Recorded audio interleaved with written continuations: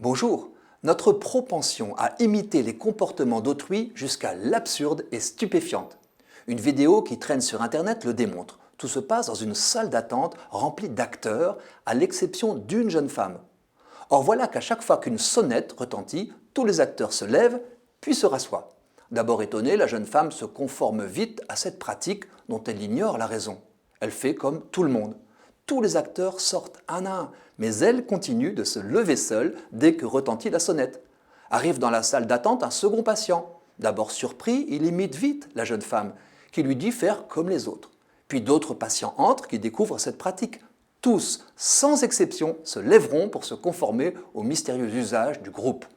La jeune femme étant partie, cette pratique perdure, enseignée implicitement par les anciens arrivants aux nouveaux. Un rite absurde est instauré sans autre explication que l'imitation.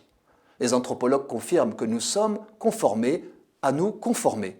L'enfant imite ses parents. Les cultures se perpétuent par imitation instinctive. C'est utile et nécessaire pour assurer la cohésion d'un groupe. Chacun a ses convenances, ses codes, ses usages. Celui qui résiste à se conformer, par exemple, à ce que fait sa génération ou sa caste, se sent vite à l'écart. Il craint d'être rejeté.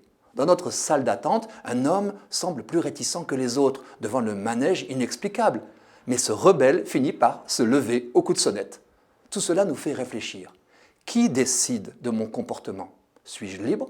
Suis-je capable d'agir, voire de penser seul contre tous? L'expérience de la salle d'attente me fait penser au comportement des fidèles au cours de la messe. Ils sont parfois à l'unisson dans leur posture corporelle, comme une armée disciplinée. Parfois, au contraire, chacun semble adopter la posture qu'il préfère sans se soucier du désordre induit. Je ne sais pas ce qui est préférable, unité ou diversité. Les pratiquants réguliers ont peut-être remarqué l'apparition progressive d'un geste au début des messes, lors du rite pénitentiel.